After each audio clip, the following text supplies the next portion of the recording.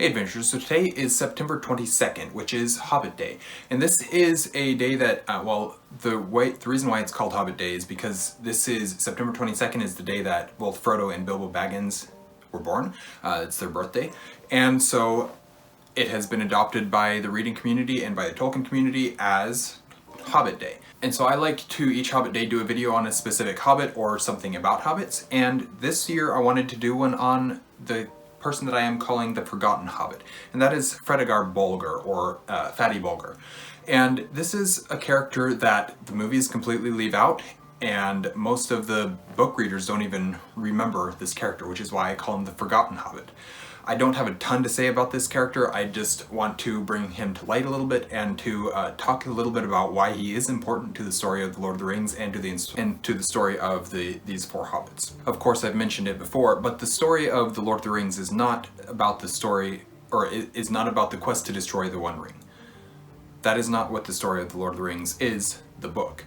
That is what the movies are, and it is necessary for the movies to make changes and adaptations for the different medium, and in that way I'm not really mad. It's what it needed to be for the movies. But for the books are a memoir of four hobbits during the events of the War of the Ring. That is what the Lord of the Rings books are. And one of the closest companions to these four hobbits is Fredegar Bolger, and he's not really known. So I want to just go through the few things that are said about him, and we will see what we can find. While Fredegar Bolger is a good friend to Frodo and the rest of the crew, he's also related to them. He is, let's see if I can figure this out. So his father is, I guess his mother is Rosamunda Took. He's very distantly related to Frodo and Sam and Pippin and Merry by the fact that his mom was a Took. I really have 4 notes here, and I'll read a bit about them in the books themselves as I get to them. But the first note that I have is that Fredegar is one of the conspirators and one of Frodo's closest friends. So the conspirators are the 4 hobbits that are friends to Frodo. So Frodo is the hobbit, and the conspirators are Sam, Merry, Pippin, and Fatty.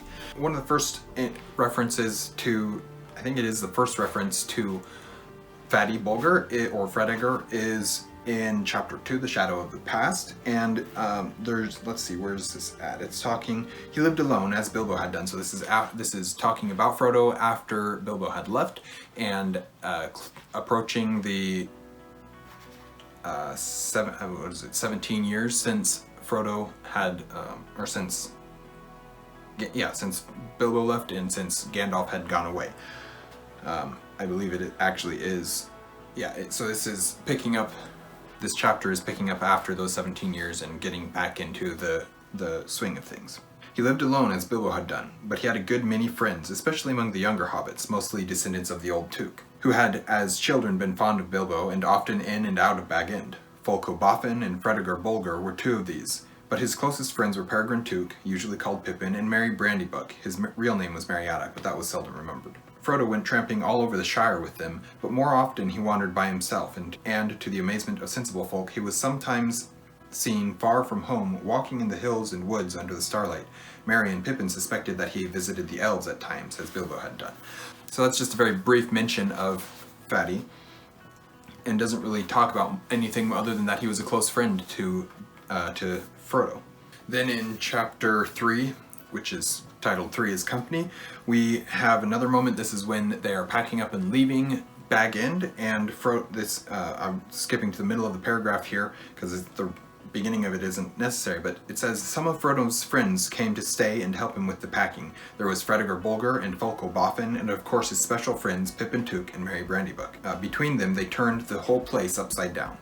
So just another time where Fatty is very important. You continue on through reading through this chapter, and you get to the next morning. They were busy packing another cart with the remainder of the luggage. Merry took charge of this and drove off with Fatty, that is Fredegar Bolger. Someone must get there and warm the house before you arrive, said Merry. We'll see you later, the day after tomorrow, if you don't go to sleep on the way. So again, it's just Fatty goes with Merry to Crick Hollow in order to help prepare the house for when Frodo and Sam and Pippin arrive in about a day or 2. His next appearance is in chapter 5, which is A Conspiracy Unmasked, and I mean, I'm not going to read every single moment where he's mentioned in here, but basically he's at the house, he helps prepare, or he's prepared the house with Merry for the arrival of the hobbits. And in this chapter, it is revealed that Fatty is one of the members of the conspiracy, and that he has been one of the chief contributors to not really the collection of information, because that is primarily Sam, but the helping of this group of hobbits to safely get Frodo from Bag End to Crick Hollow and then out of the Shire. And this kind of leads into my next note, which is that Fredegar feels more fear for the local legends than anything from the outside world. Of course, he's lived a sheltered life and he knows the legends of the Shire better than he knows anything from the outside world. But even with that, he's more scared of the Old Forest than he is of anything else that he's heard. These stories of the Black Riders that he's heard. He's more scared of the Old Forest than that. There's a quote here in chapter 5 still that says, "But you won't have any luck in the Old Forest," objected Fredegar. "No one ever has luck in there. You'll get lost. People don't go in there." And then the conversation continues, and Fredegar says, "I'm more afraid of the Old Forest than of anything I know. The stories about it are a nightmare, but my vote hardly counts as I'm not going on the journey. And still, I am very glad someone is stopping behind who can tell Gandalf what you have done when he turns up, as I'm sure he will before long." And then it says, "Fond as he was of Frodo, Fatty Bolger had no desire to leave the Shire, nor to see what lay outside it. His family came from the East Farthing, from Budgeford to Bridgefields, in fact, but he had never been over the Brandywine Bridge. His task, according to the original plans of the conspirators, was to stay behind and deal with inquisitive folk, and to keep up as long as possible the pretense that Mr. Baggins was still living at Crick Hollow. He had even brought along some old clothes of Frodo's to help him play the part. They little thought how dangerous that part might prove." And then in chapter 11, A Knife in the Dark, we have the recounting of what happens when the Black Riders attack the Inn in Bree, the Prancing Pony, as well as the house in Crick Hollow. And I'm not really going to read everything that happens here, but basically, Fatty hears things going on outside the house in Crick Hollow, and he opens the door cautiously and peers out, and he feels the darkness, the fear, he feels the Black Riders being out there. And he is very careful, he's very cautious, he sneaks out the back door and runs and awakes the entire of Buckland to arms. "Fear fire foes, awake, awake, fear fires foes." And through that, he essentially is the one that scares away the Black Riders.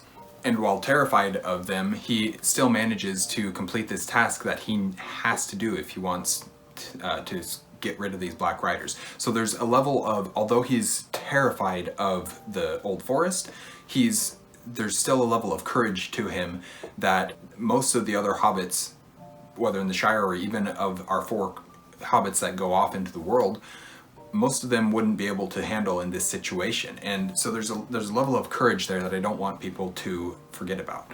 My note here is that, though terrified, he was not idle when the Black Riders came to the house at Crick Hollow. And then the last thing that I really want to talk about with him is how he was a member of the rebels that opposed Sharky's ruffians and was one of the first ones to be captured. And that means that he was openly against this idea of these ruffians coming in and changing the way that the Shire works. He was against Lotho making all these changes and everything that's going on here. He was against that, and he was openly against it, and he was one of the ones who was fighting back to the point where he was one of the first people. You can say, well, he wasn't very good at it because he got captured first. Well, maybe so, but at least he was trying to do something. So chapter 9 of Book 6, which is the second half of The Return of the King, is titled The Grey Havens. And in this chapter, we have it's the wrap up of what has happened of the Scouring of the Shire. That's what I'm trying to say. So there's a little bit here, not a ton here, but I do want to mention it because it's important for the rest of this character here. So I'll just read this quickly. "The clearing up certainly needed a lot of work, but it took less time than Sam had feared. The day after the battle, Frodo rode to Mickle Delving and released the prisoners from the lockholes. One of the first that they found was poor Fredegar Bolger, Fatty no longer. He had been taken when the ruffians smoked out a band of rebels that he led from their hiding up in the Brocken Boars by the hills of Skerry. "You'd have done better to come with us after all, poor old Fredegar," said Pippin as they carried him out, too weak to walk. He opened an eye and tried gallantly to smile. "Who's this young giant with the loud voice?" he whispered. "Not little Pippin. What's your size and hats now?" And then it goes on and continues to, they release Lobelia Sackville Baggins and several other people, and that's kind of the end, the last thing that we really hear about Fredegar Bolger. But we see there that he is very, again, he's a leader among the, he becomes a leader among the rebels, among the hobbits, and just a minor character, a very, very minor character, but someone who plays a massive role in the background of Lord of the Rings. I mean, he's one of the people who helps Frodo get out of the Shire to begin with, but then he also is one of the only people willing to fight back against the ruffians until Frodo and Sam and Merry and Pippin return. And that's, I mean, obviously the Tooks are there and fighting back and everything and not allowing people onto their property. That's true, but Fredegar here is one of those characters who actually wanted to help and who was fighting for his homeland. And it's just an interesting character that I feel like doesn't get enough love. Definitely a forgotten Hobbit. Nobody knows about him unless you're a book reader or a Tolkien scholar or somebody who thinks that they're a Tolkien scholar like me, even though I really am not. But somebody who likes Tolkien and have read the books a lot will remember this character, but most other people don't. And I just wanted to shine some light on this character because he's a little character, little known character that I really like. So thank you guys for watching an Erudite adventure. We post videos every Monday and Thursday and occasionally on other days when we have fun videos like this to do. We have our social medias linked in the description down below, and we will see you guys again soon. Stay warm.